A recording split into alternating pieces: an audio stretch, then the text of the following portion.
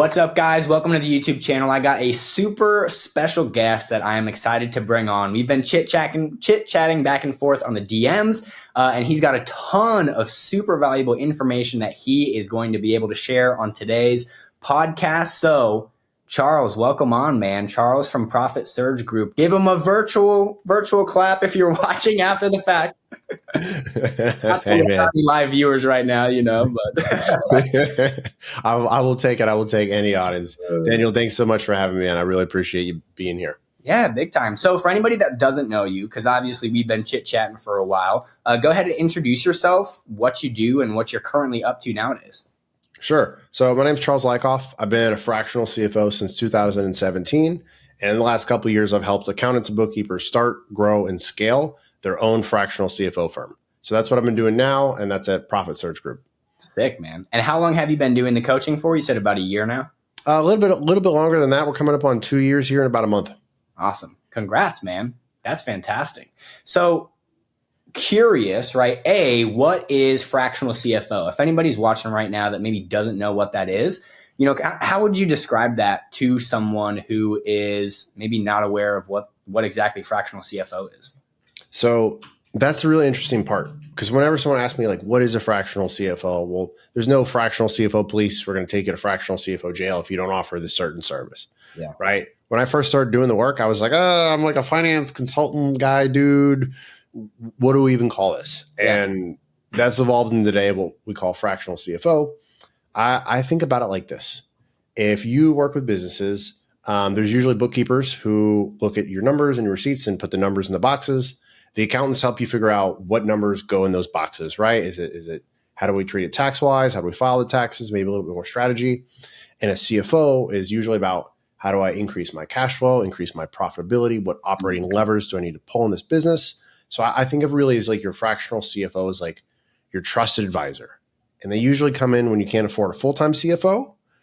You hire one fractionally or part-time. And so to me, that's what a fractional CFO is. Somebody who helps your business make more money. Cool. That's awesome, man.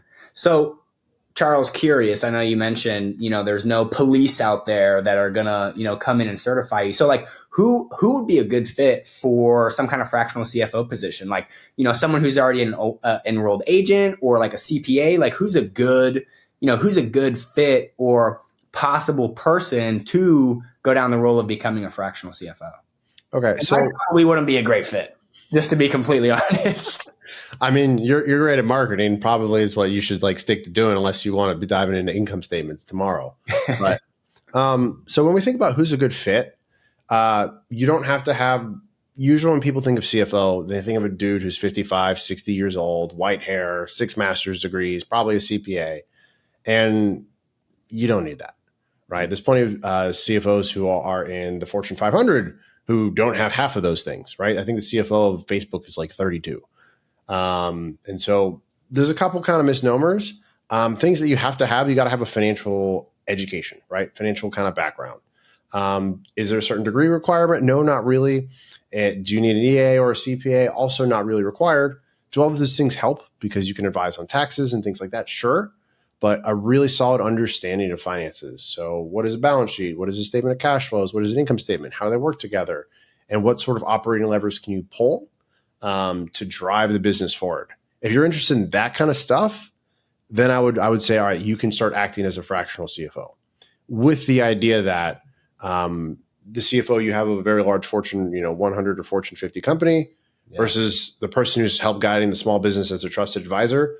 There's clearly going to be a massive skill gap, but this guy is overkill for the small business. And so it's acting as the trusted financial advisor to a small business. And I'm not talking about like a fiduciary or investment capacity. I know when you use the word financial advisor, there's compliance triggers. So I don't want to talk about that specific kind of vernacular.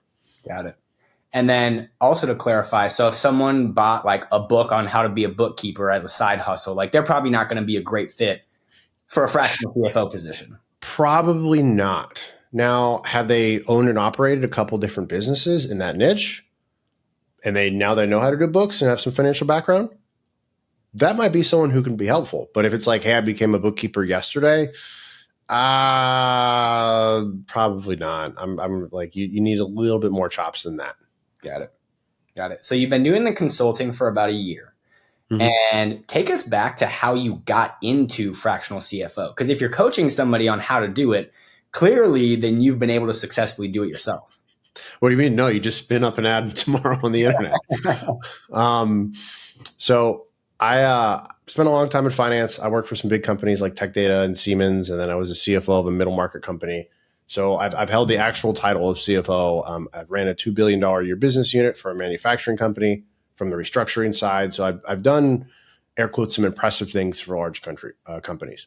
Now, how I got into the fractional CFO world is kind of interesting. I kind of got here by accident. What I mean by that, it was 2017. I'm in New Jersey. I'm moving around every 6 months for a job that I had, shutting down manufacturing facilities and making them profitable. And I'm reading all these marketing books. I'm reading, like Expert Secrets and .com Secrets and stuff like that. And I'm telling my wife, I was like, I want to work for myself. I want to work for myself. I'm grinding at work. This would be so cool. And when people first start to learn that kind of stuff, they want to teach marketing. I was like, I don't really know anything about that. I just know finance. So what do I do? And my wife, fiance at the time, now wife, found this lady in this Facebook group. And she posted about how she needed a budget and a forecast for like her agency or her e-commerce client. And my wife was like, Charles, you should message this lady. She needs finance help. And I was like, no, like arrogant response of like, don't you know how much money I make? I manage a $200 million a year budget, like all the like arrogant responses. And it was like, wrote her off. For those listening, if your wife tells you to do something, just listen to her. That's good. That like newsflash, there's the moral of the story. But next day comes by, I get home from work, and she's like, did you message the lady in the Facebook group? I was like, no. It's not going to be worth my time. Come home the third day, and the first thing out of her mouth when I get home is, did you message the lady in the Facebook group? And I was like, gosh darn it, fine. I'll message the stupid lady in the stupid Facebook group, stupid budget, whatever. And so I get on Messenger and I send this lady a message, right? I'm typing away on my phone and I send something arrogant. I went back and looked at it the other day. I was like, hey, I've ran a budget of this large for this kind of company. I can help with budgets and forecasts. I saw you ask a couple questions. What can I do to help? And the lady sent me a Zoom link, and I the next day goes by and I'm at work and I sneak into one of the like little phone rooms to take the call. And I get on there, and turns out she needs a little bit of help with figuring out how profitable the work she does for her clients are. She's an ad agency. She's doing a couple million a year. And so me not understanding what I did, I really wanted to be able to go back and tell my wife, hey, I was right and you were wrong. And so I went, and when it came time to drop the price, I was like, you know what? It'll be $7,500 paid today for 3 months. You got to do all 3 months. So that's $22,500. And she goes, okay, great. All right. Well, shoot. My first thought was like, I should have charged her a lot more. This is my first thought. Was like, I should have said 10. Shoot. My next thought was, I don't have a way to take a credit card. Like I didn't have a Stripe account. I didn't have a QuickBooks. Like I had nothing. But I knew you had to write. Like I knew I at least had to get her credit card. And so I wrote down her credit card number and I opened up a Stripe account, and I charged her. On Monday when I opened it up. Newsflash: if you open up a Stripe account, your first transaction is $22,500. They hate that. So I had to charge her like $2,500 every 3 days for XYZ number of days to get her caught up. And so that's how I got into fractional CFO, was completely by an accident. And once I kind of got started, I was like, ooh, how do I get more of these? And so moral story, if your wife tells you to do something, don't think, just do it.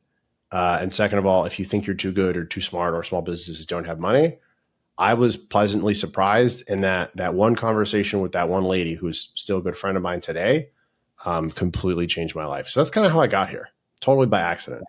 That's crazy, man. Kind of reminds me of Alex Hormozy's story, if you're familiar with his, about how he was doing flying out to these gyms to do these gym turnarounds. And then he just wanted to stop doing it. Right. But he had already contracted with a gym to come out. So he calls him up and he's like, hey, I'm not doing it. I'll teach you how to do it. And then the guy's like, all right, done. How much? And he said the highest number he could think of. And the guy was like, yes. And he was like, shoot, hey, man, I should have charged more. So next one he charges more. And, he soon found out he was able to duplicate it. But that's crazy, man. So totally by accident. Totally by accident. I got a similar story for a different day, but that's crazy, man. So you got your first client, right? Mm-hmm. And then I guess, at what point did you know that like, okay, this is what I want to do full time? Because you had your job at that point, right? Mm-hmm. So when did you decide like, oh, I'm going to go ahead and make the jump into doing this full time now? So I didn't actually make the jump until my income from being a fractional CFO was the same as my income from being a full-time CFO.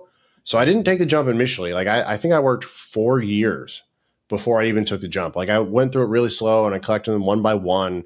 I wasn't super good at marketing until I made really kind of the jump, or like kind of right beforehand. But I didn't make the jump until I was forced to. I mean, to be honest, I had a job that gave me a stomach ulcer and a skin condition from stress. And then I looked and was like, I'm making just as much doing this financial consulting as I am with my job. And I hate my job. So F it, I quit. That's awesome, man. That's awesome. Now, just curious, but like if let's say someone decided to want to go down the fractional CFO service route, like would they have to wait 4 years, or like, is there kind of a faster way to go about it? Oh, they would. So waiting 4 years, I'll put it to you like this. My goal was to like ride on the corporate jet and lead like business units that are doing several $billion a year. I never imagined this could be a full-time thing. This was just like extra money, like, ooh, I can buy a fun car or a nice watch, or, originally it was get out of credit card debt. Like I had $30,000, $40,000 of credit card debt, and like, just because you have a nice job doesn't mean you don't have anything. So like that's what initially paid off all that back in the day. And so if you want to do it the fast way, I mean, knowing what I know now, like you can build a 7-figure firm in just a year flat. If you're going at a full bore, I would be really surprised if it took you that long.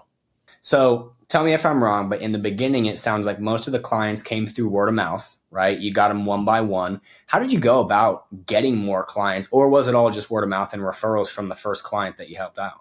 So in the beginning, it was kind of word of mouth, and then it was a little bit of referrals, and then it was like, let me go to a really expensive event and meet some people, right? That way they're qualified.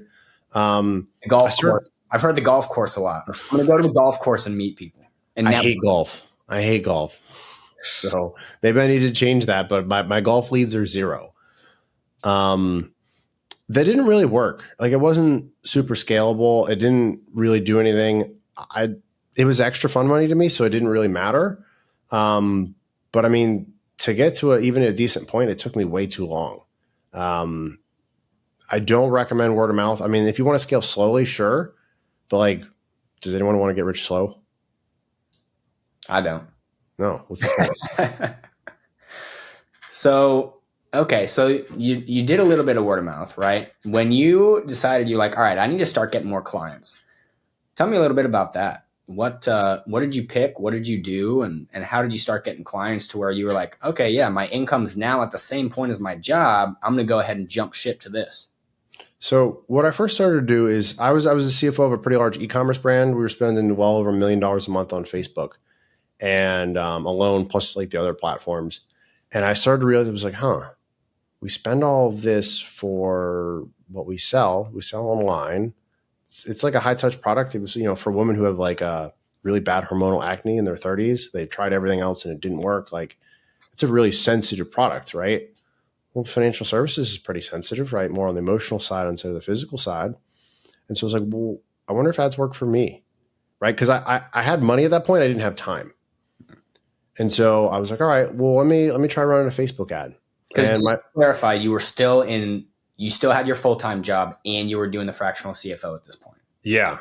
Because I wanted to get some traction in just to kind of see if I could start doing well, right? I just kind of see like, did it work? Did it not? Sure. And I had enough money from both jobs. So it was like, I can throw away a couple $1,000s a month and see what happens. Because before that, I didn't really have the confidence. Like, what if I lost 2 clients? Oh, shoot. You know what I mean? That's $15,000 a month right there, gone, And so started running a couple ads. And this was like towards the end of me, wanting to leave this job, not wanting to stay. They wanted me to move to Atlanta while I was there. And I was down in Florida with my family, my wife's family. My family's like a mile down the street. And so I really hated it. And so I started running some ads and I made some videos and they weren't good. Honestly, in the beginning, it was just like, hey, if you're an e-commerce brand and you're losing money, like I can help you fix that. Like I don't know what the scripting was. I'm sure I can go back and find it, but like we could probably laugh at those ads. But people started to show up to phone calls. And I was like, okay, all right. And I didn't really know too much of what I was doing on the sales front either, but I just kind of hit them over the head with like, hey, I've got really big experience. I've managed businesses 100 times the size of yours. Like, just buy it. You'd be dumb.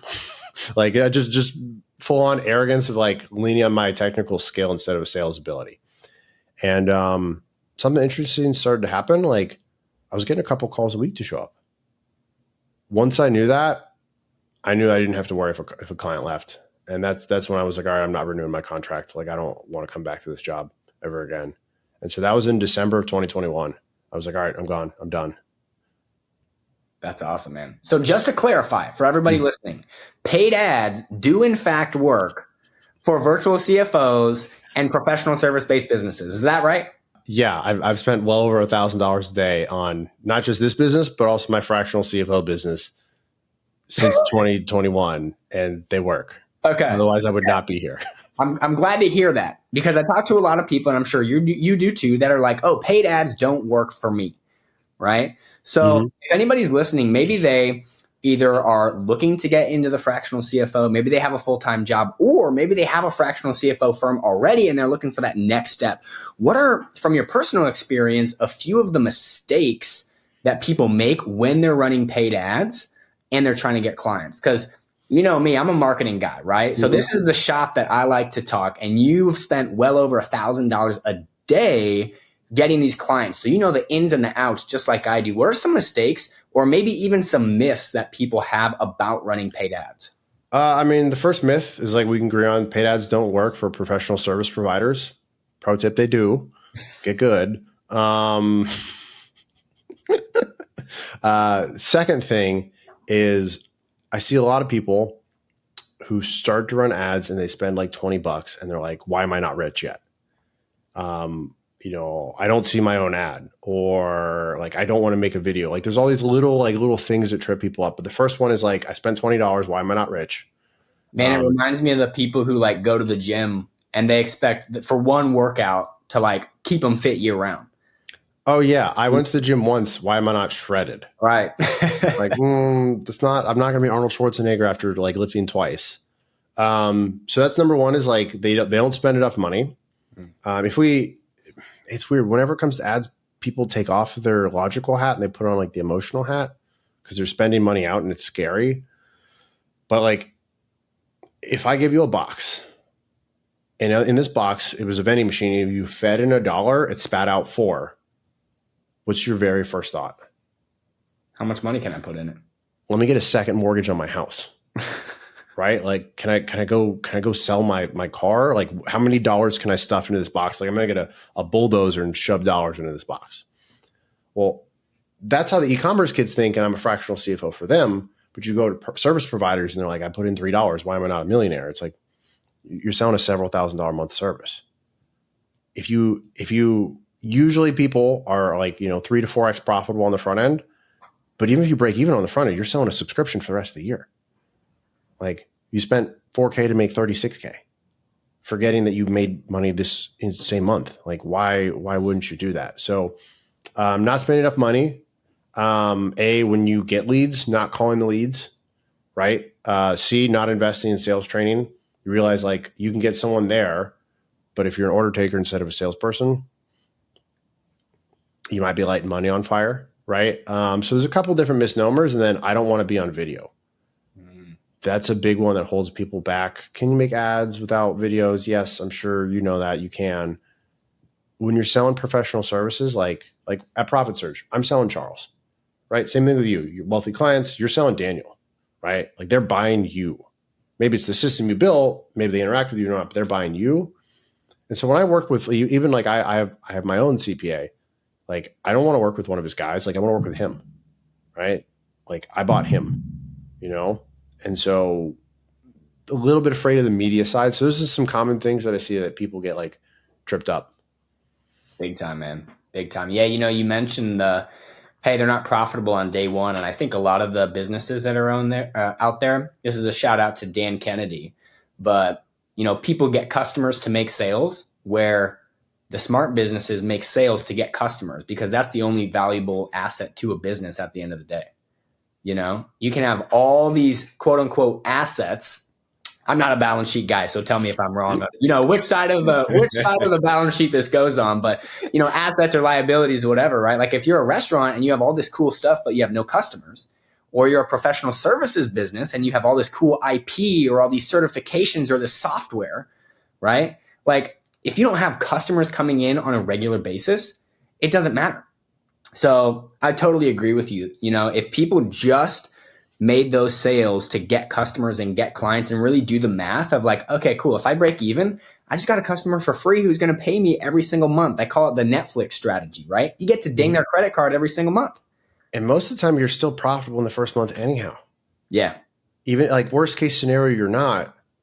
I go straight nerdy with this. I go, customers are like bonds. You pay $1,000 and you get, a 5% bond pays, a XYZ, $25 coupon every 6 months. Cool. You paid the $1,000 for the bond, but you're going to get the interest payments. Like customers are like loans. There's a stream of payments that are coming from you. If I can pay less for the stream of payments than what it's worth, it's a good move. Therefore, spend the money. If we go full on like nerd hat, that's the idea behind it. That's how you can spend, $200, $2,000 a day. It doesn't really matter. That's going to turn into more money. Yeah, totally. Having that confidence just makes things so much easier for you to actually do it. Big time. And, it's kind of what you just mentioned too. People are afraid to see that bank account go down before it actually goes up. But especially with paid ads, like it's always going to go down first, even if like your cash flow conversion cycle and how long it's going to take to get that return on your capital. Even if you are putting it on a credit card and you get the cash back within 30 days so you can pay it off interest free, like you still have that emotional blockage because it's your own money that you're putting at risk, And the way that I like to look at it with all my clients is I say, hey, in the beginning, you're going to have 10 ads. And let's just say that you spend $1,000 on each ad. So you spend 10K and 9 of them lose money. You just lost $9,000 on 9 of the ads, right? Yeah, that's a pretty big hole in your pocket. That right? sucks. But you have one ad that, let's just say, if you're getting a 4X ROI, like you're saying on the front end, right? Then you get $4,000 back. Now, in the beginning, it looks like you lost, do the math for me on that. What's that? It looks like you lost 5K, right? But you have that one ad that's working. And so now you can take that same ad and you can rinse and repeat because you have that box where now you put in $1 and you're able to get $4 back out. And sometimes it just takes testing. But if you knew that you could get that box with enough testing, how much would you be willing to test in order to figure out that box? And so some people, they end up just giving up too early. It's like that picture of the guy who's digging, and then he gives up right before the diamonds, right? And some of these people, man, like they're smart, right? And unfortunately, they just give up because it's a little too early. And it is emotional because it's their own money. It's just like trading in the stock market in that regard of like, oh, it's emotional for me. Yeah, I love how you mentioned that image. That image is one of my best friends. He sends it to me almost every other week. If he's having a bad week, he'll send me that image. If I'm having a bad week, he'll send me that image because it's like you are this close to greatness in your business, greatness in your home life, whatever it is, just on that other side of suck. And like, yeah, maybe that first $1,000 in ad spend is that suck. And there's ways to go about it like slower, like you don't have to go out and rip $1,000 a day. Some people maybe never get to there. That's fine. You can grow a very successful business on $100 a day, right? $3,000 a month, $5,000 a month. If you want to grow it larger, you can spend more, but you don't even need to start there because I think, you probably spend at least 6 figures a month at this point for other people, if not more. Mm-hmm. So big numbers aren't scary to you. You're just like, oh, it's ad spend. Duh, it'll make more money. Yeah. And same thing for me and some of the clients that we roll through when people want to learn how to do it all. But for someone just starting out, you tell them $1,000 a day, like they probably just be like, exit. Like I don't even want to listen to this. Like that's not me. What do you do for people who want to start out slower? On my side, I tell them. So I personally have like a minimum when somebody works with me of at least $200 a day in ad spend. And Mainly because most of the people who work with me are already spending that money. They're just getting Mm, bad leads, you know? So if they're already spending $100 a day, I say, hey, you got to up it to 200 because we're going after quality, not quantity, you know? But at the end of the day, across all my clients, typically we see an average booked call of like $200, right? So if we know worst case scenario, let's say they close at like a 5%, right? Or 10, let's just say 10% close rate. And let's say that their cost per show is 250. Well, if they're closing at 10%, right, then it's $2,500 to get one client. Let's say mhm. worst case scenario, it's 5%. I'm like, hey, would you pay 5 grand to get a client who is going to pay for a 15K tax plan and they're going to have you do their monthly accounting and books and, annual compliance stuff and tax returns? Duh. When I frame it out, it's just like you said, right? Like you got to look at the Netflix effect of having that dingable credit card. But that also goes into the actual model, right? The model is important. So if somebody comes to me and they're like, yeah, I just want to sell a one-off tax plan, I'm like, hey, it's going to be really hard because you don't have any back end business. You don't have any recurring revenue. And most of the people that I work with, they want to end up selling their book of business. They want to sell their firm. So I got to tell them, hey, you need to have some kind of back end recurring services. And if you don't have one, figure out how to bake one into what you're already doing. Does that answer your question? That makes a lot of sense. It's interesting. I don't touch a lot of the tax side. I'm way deeper on the CFO side. Mm-hmm. But even when people build their fractional CFO offers and something we help them with, we recommend it's like a one-time upfront fee, and then there's a long tail, like a reduced scope of service. Because if they leave month one, you're not like, oh, I did all this work for basically nothing. Two, everyone's finances are usually not in order. So like the whole like first like let's get your I call the on F your finances program. Just that's what it is. There's a fancy name, but like that's really what it is. And after that, we roll them into an ongoing monthly engagement. Books are sold separately. And so it's the same sort of thing, whether you're selling tax, whether you're selling fractional CFO, that long tail of payments or your Netflix effect. I like that. I'm going to steal that. That makes things so much easier from a paid ads perspective. And even if you don't use paid ads, even if you're all organic, right? Your book of business becomes way more valuable. Totally. And especially from a cash flow perspective. Like you don't have to go out and hunt and gather, or I guess hunt every single month because you're busy gathering, you know? Like you've done the work. So if you decide to take a vacation and you're your only salesperson, like you can go and take that month off and not have to worry about where's my next paycheck going to come from because you have that recurring Netflix strategy, right? So you mentioned offers, and I'm curious because I see this all the time with my clients, and I'm like, hey, what's your offer? And they're like, oh, we offer tax planning. I'm like, well, that's kind of commoditized, and it doesn't really tell what you're going to do, right? Mhm. So like if somebody comes into you, if you just maybe want to give them like a 1, 2, 3 pointers on like, hey, here's how to uncommoditize your business and become a one of one. If you want to dive into that, I'd love to, and I'm sure everybody else listening too would love to know, like, okay, cool. Like, how can I create a one of one so I can uncommoditize my business and stand out in the stand out in the marketplace as a fractional CFO?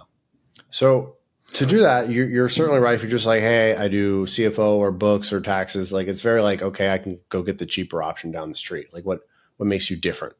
And so when people work with us in our coaching program, the very first thing we do usually is build their offer because their offer is usually what you said. And so one of the things that I sit down with people is a good offer is comprised of actually 4 different things: what you like to do, what you know how to do, what your client needs, and what your client thinks they need. Those are all different things, right? For example, I know how to do sales tax.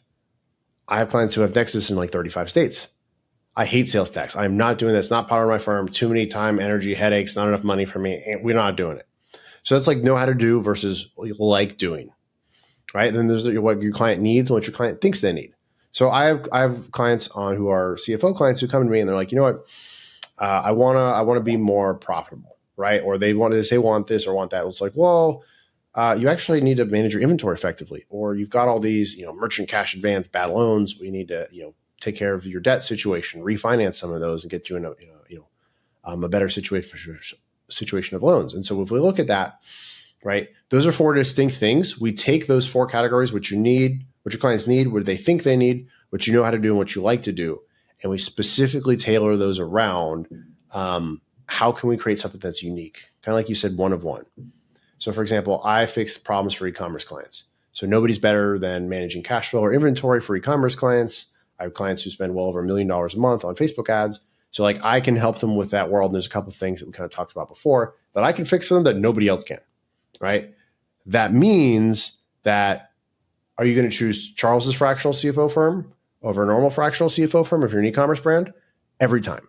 So how do we make you an expert in that field, right? Do you know the proper prices for HVAC in your niche or in your field? Do how to the benchmarks for utilization or efficiency when you have like a therapy office and you have 19 therapists, right? Like what sort of like insider unique edge do you have that we can apply from an operating perspective to really make you stand out above everybody else, and then dialing down into one specific group? Just like your marketing agency for professional service providers, you could have chose HVAC, you could have chose painters, you could have chose roofers, right? They all make money, but you chose one because you're really good at that specific one and you can serve them better. So it's when we create the offer, it's those four things applied with the twist of who are we going to serve, and then how do we serve them in a way that's really scalable?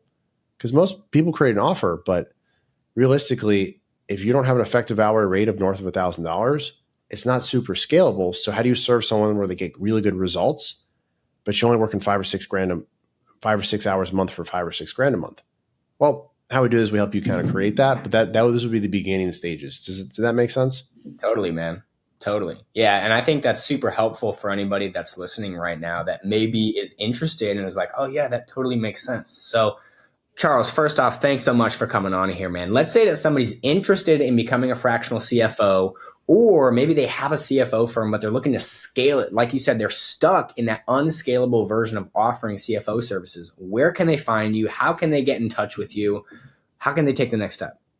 Sure. So there's two places that are the best. You just go to profitsurgegroup.com and you can go ahead and reach out, speak to me or my team, or Profit Surge Group on Instagram. Shoot me a DM and I'd love to talk to you. Those are the two best places you can do to reach out to us. Awesome. So you guys heard the man. Make sure to reach out. This guy definitely knows his stuff inside and out. We talk shop all the time. So Charles, thanks for coming on, man. Hey, man, thank you very much for having me.